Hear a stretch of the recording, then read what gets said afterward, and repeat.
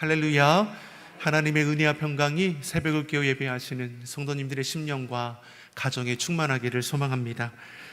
아버지 요아스의 뒤를 이어서 그의 아들 아마샤가 남유다의 왕이 됩니다. 아마샤의 아버지 요아스는 7세에 왕이 되어서 어린 나이에 불구하고도 제사장 여호야다의 교훈을 받아서 하나님 보시기에 정직하게 행했습니다. 요아스 왕 때의 성전이 대대적으로 보수함으로 하나님 중심의 나라를 회복하고자 했다라는 것이죠.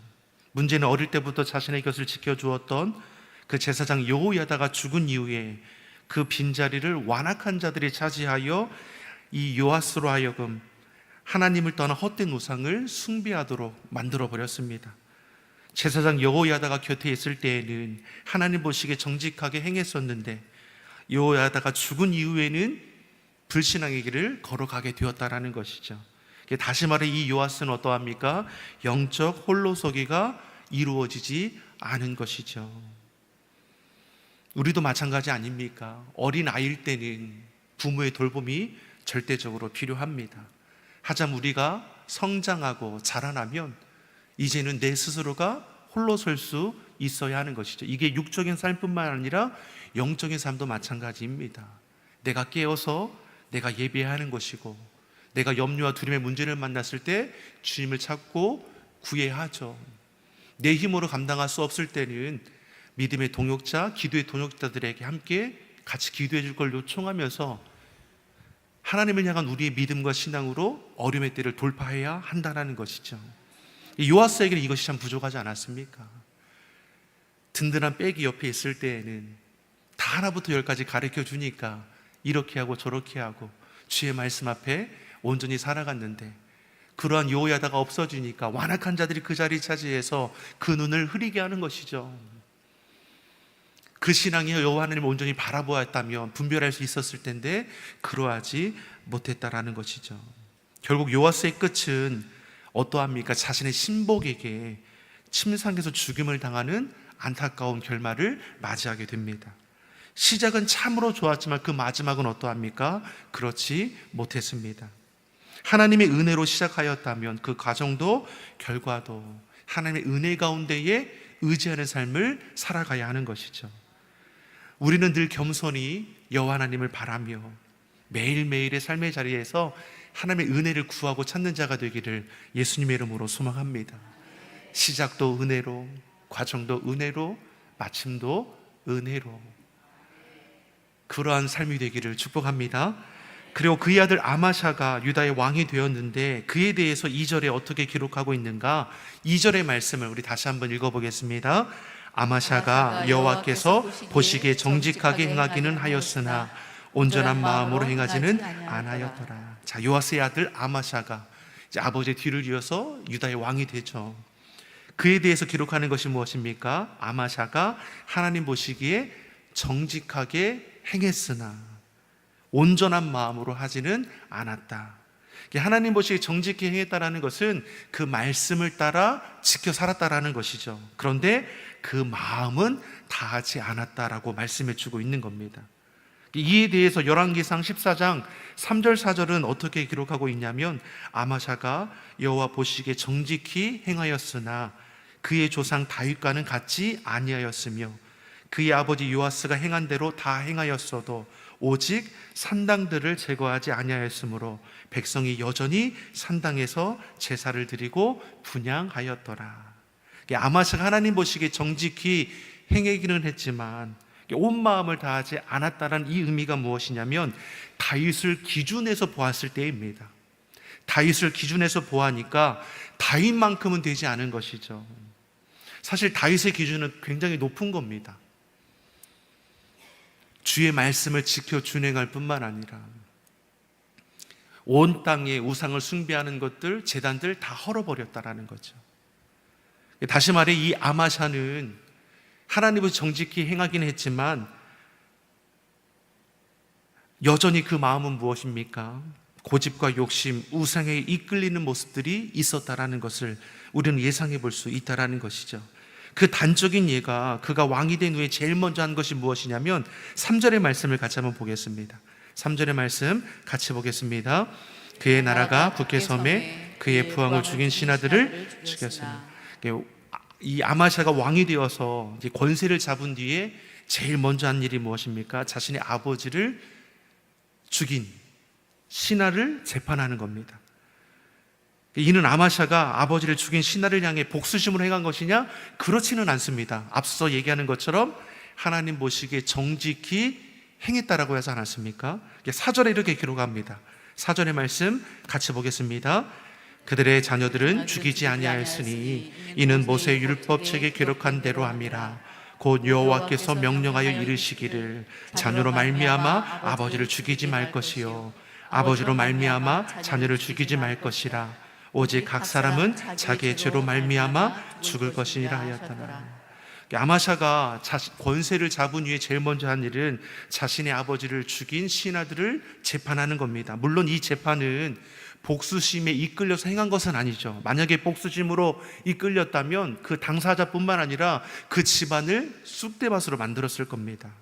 근데 4절에 기록하는 것처럼 모세 율법에 기록한 대로 각 사람은 자기 죄로 말미암아 죽임을 당할 것이지 아버지로 자식이 죽임을 당하거나 자식으로 아버지가 죽임을 당해서는 안 될 것이라 말씀하는 거죠.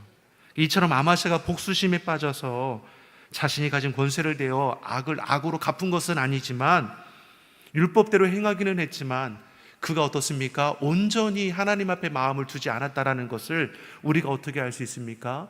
제일 먼저 권세를 잡았을 때 하나님이 기뻐하는 것이 무엇입니까? 주의 뜻을 우선하여 구하지 않고 자기가 가지고 있던 아픔과 상처를 먼저 해결했다라는 것이죠. 물론 이것이 하나님 보시기에 잘못되었다라고 말씀하는 건 아니죠. 율법대로 행하기는 했지만 여전히 그 마음이 하나님이 우선되어 있다 보여지지 않는 것이죠. 그래서 하나님 보시기에 정직히 행하기는 하였지만 다윗과 같이 아니하였다. 그 마음이 온전히 하나님 앞에 향하지 못했다라는 것을 그 시작을 통해서 우리는 알 수 있는 것이죠. 물론 아마샤는 율법대로 자신의 아버지를 잃은 그 상황을 재판하고 또 그 율법대로 나라를 다스립니다. 이 아마샤가 통치할 때 어떻습니까? 하나님의 말씀이 바로 섭니다. 말씀대로 균형 있는 통치가 이루어지죠. 그러나 늘 부족함이 그 안에 일어나고 있다는 것을 우리가 알 수 있는 것이죠. 이렇게 아마샤가 하나님의 말씀대로 나라를 다스립니다. 하나님은 그를 기쁘게 여기셨습니다. 비록 온전한 마음으로 하나님 앞에 나오는 것 같지는 않지만 그래도 여전히 그 말씀을 중심으로 나라를 통치하고 주의 뜻을 지켜 행하는 그 모습을 하나님이 기뻐하시고 은혜를 베푸시죠. 어떤 은혜를 베푸시는가? 당시 유다의 가시와 같았던 에돔을 완전히 해결해 주시는 것이죠. 에돔 족속은 에서의 후예 아닙니까? 유다와는 그 뿌리가 같은 형제 나라인데 틈만 나면 유다를 괴롭게 했던 족속인 것이죠. 유다에게 있어서 이 에돔은 늘 이 옆구리에 박힌 가시와 같은 이 나라였습니다. 그런 에돔을 이 아마샤 때에 완전히 뿌리 뽑게 하셨다라는 것이죠. 아마샤가 한 것은 무엇입니까? 하나님 보시기에 정직하게 행한 것이죠.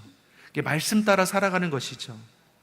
이것은 하나님의 자녀된 자들에게는 마땅한 것입니다. 아멘이십니까? 우리가 무엇을 바라고 하나님 말씀대로 살아가는 겁니까? 이것이 기준이 때문이죠. 이것이 자녀된 자, 하나님의 백성의 기본 자세이기 때문 아닙니까? 말씀이 기준이 되는 거 아니겠습니까?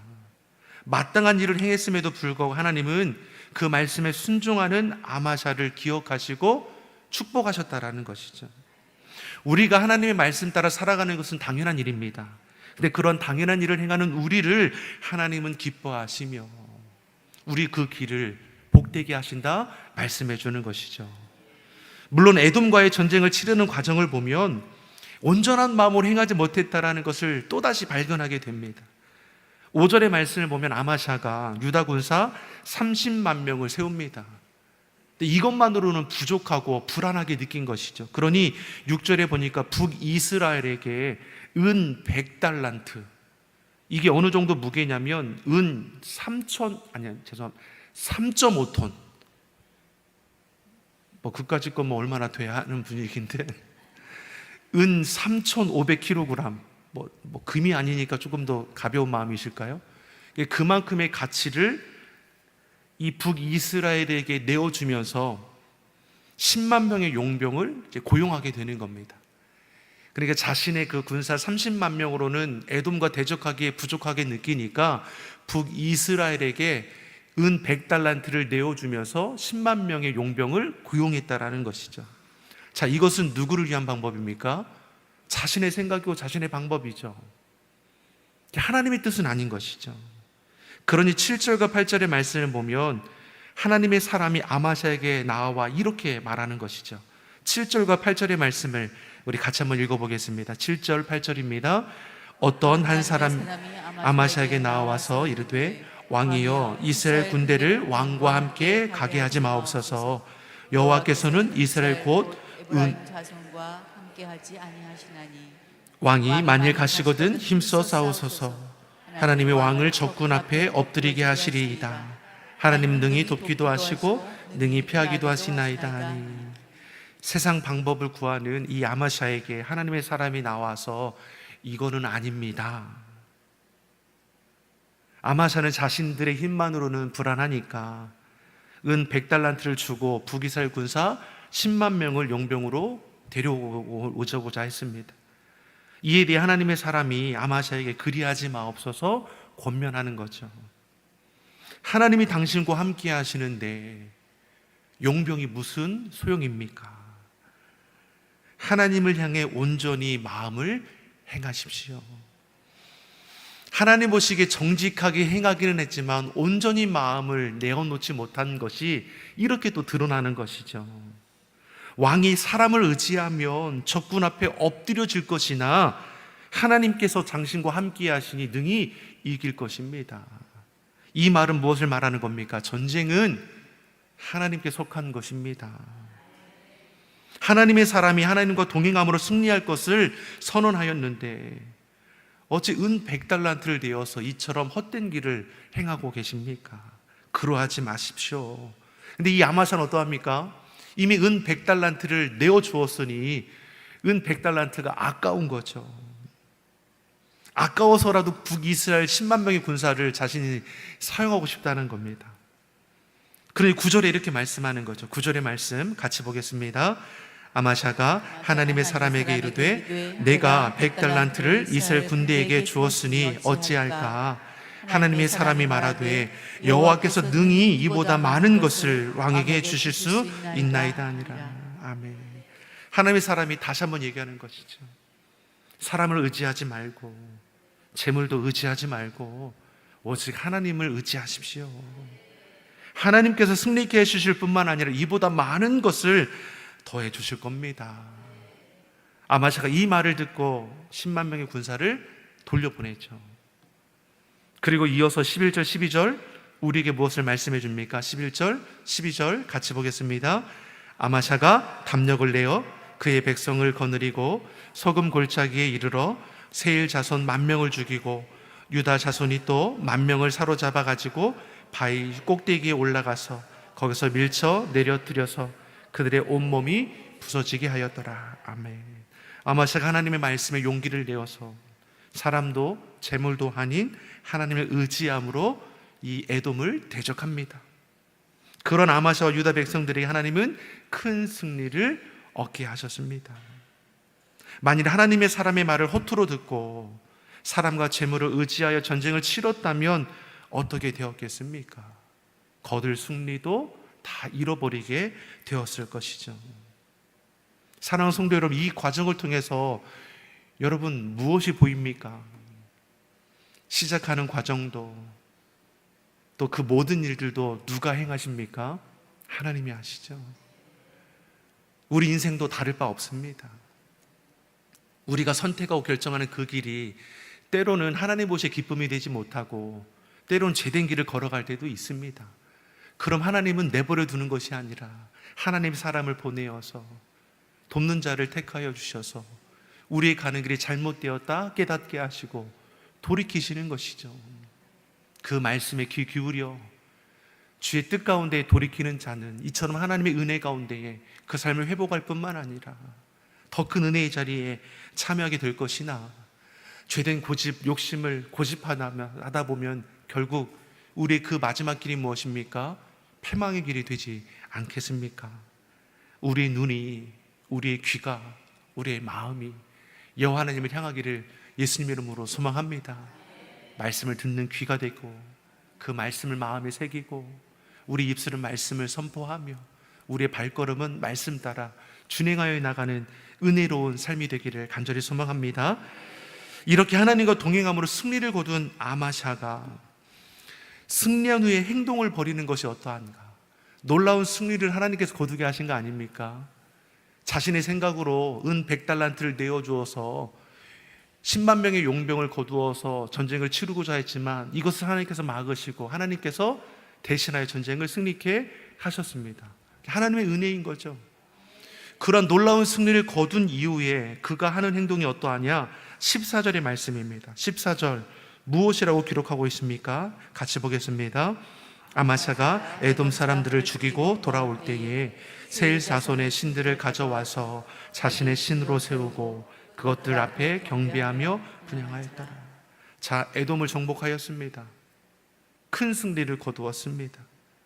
근데 돌아오는 길에 어떻게 합니까? 저들이 섬기던 우상을 가지고 와서 그들을 신으로 삼고 분향했다라는 거죠. 이해가 되십니까?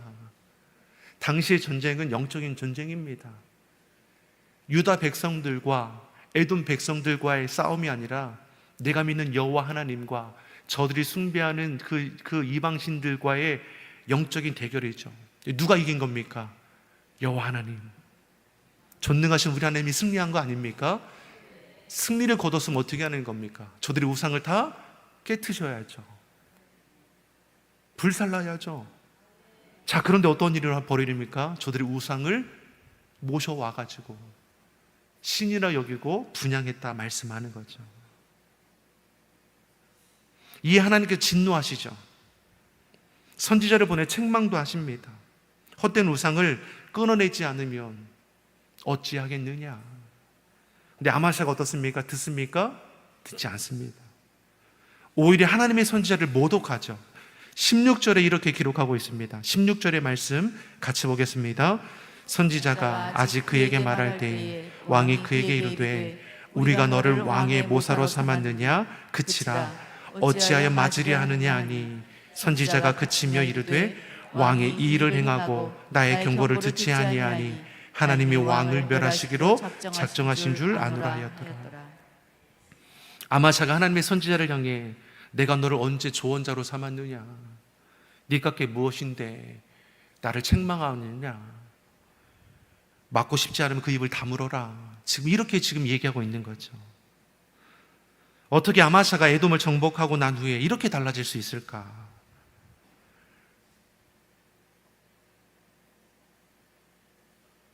자신의 아버지를 죽였던 가시와 같던 신복도 죽였고 유다의 가시와 같던 에돔도 정복했습니다. 이제는 막힘없이 하나님의 뜻을 펼치면 될 텐데 오히려 그 마음속에 교만함이 일어났다는 것이죠. 가시가 나를 괴롭게 할 때는 오히려 하나님을 의지하는데 가시가 제거되자마자 자기의 교만, 고집, 자신의 의가 발동되는 겁니다. 아마샤로 하여금 쫓겨나면서 선지자가 예언하기를 역대하 25장 16절 하반절에 선지자가 그치며 이르되 왕이 이 일을 행하고 나의 경고를 듣지 아니하니 하나님의 왕을 멸하시기로 작정하신 줄 아노라. 16절 하반절에 하나님의 은혜로 얻은 승리에 도취되어 하나님이 가증히 여기시는 우상을 숭배하였고 돌이키라 모래신 선지자의 말을 듣지 않고 모두가 내쫓았습니다. 율법에 순종하던 아마샤의 모습은 온데간데 없고 고집세고 어리석은 왕이 되어버렸습니다. 그 이유가 무엇입니까? 결국은 이 교만이죠. 교만이 이렇게 무서운 겁니다. 신실하게 주의 선하신 뜻을 행하던 자도 교만함에 물들면 그 하나님의 선하신 뜻을 보지 못하죠. 결국 그 끝이 어떻게 됩니까? 북이스라엘과 전쟁을 벌이게 되고 완전히 참패를 당하게 됩니다. 왕궁과 성전에 있던 모든 보물들 다 빼앗기고 사람들마저 볼모로 끌려가게 되죠. 오늘 본문을 통해 우리가 깨닫게 되는 것은 순종이 살 길이라는 것이죠. 저 한번 따라하겠습니다. 순종이 살 길입니다. 순종하면 흥합니다. 계속해 주세요. 불순종하면 망합니다. 순종하면 흥하고 불순종하면 망합니다. 진리, 신앙은 어렵지 않습니다. 간단한 이 신앙의 진리가 승리의 비결임을 우리는 잊지 말아야 하는 것이죠. 사랑하는 성도 여러분, 믿음을 지켜내는 것, 받은 은혜를 잃어버리지 않는 것이 이처럼 어려운 거죠. 우리의 신앙이 변질되지 않고 끝까지 처음 믿음을 유지하려면 우리의 목표, 우리의 눈이 자꾸만 세상 성공에 있어서는 안 될 것입니다. 성공의 목표를 두니까 성공한 이후에 이렇게 변질되었습니다. 우리의 목표는 세상 성공에 있는 것이 아니라 하나님의 뜻에 순종함에 있습니다. 여러분, 하나님 뜻에 순종하면 성공은 따라오게 되는 것이고, 성공이 목적이 되면 성공한 이후에 하나님의 뜻은 잊어버리게 된다는 것이죠. 성공하든 하지 못하든 그것이 우리를 넘어지게 하지 못하죠. 순종하는 삶의 사례는. 그래서 다윗은 어떻게 말합니까? 여호와를 가까이 하는 것이 내게 복이라. 사도 바울은 내게 능력 주신 자 안에서 내가 모든 것을 할 수 있다. 이처럼 하나님을 가까이 하는 것, 주님 안에 거하는 삶을 세워갈 때에 처음 믿음을 잃지 않을 뿐만 아니라 우리는 끝까지 승리하게 될 줄 믿습니다. 오늘 하루를 시작할 때 하나님의 은혜로 새벽을 깨워 말씀을 듣고 기도함으로 시작했다면 오늘 하루의 삶을 마치는 그 순간에도 주의 은혜를 고백하며 감사하는 삶이 되기를 예수님의 이름으로 축원합니다. 기도하겠습니다. 좋으신 아버지 하나님, 순종하면 살고 순종치 않으면 죽는다는 신앙의 진리를 우리 마음에 새기고 우리로 말씀에 온전히 순종하게 하여 주시옵소서. 순종을 통해 부어주시는 하나님의 크신 은혜로 충만하게 하여 주시옵소서. 감사드리며 예수님의 이름으로 기도드립니다. 아멘.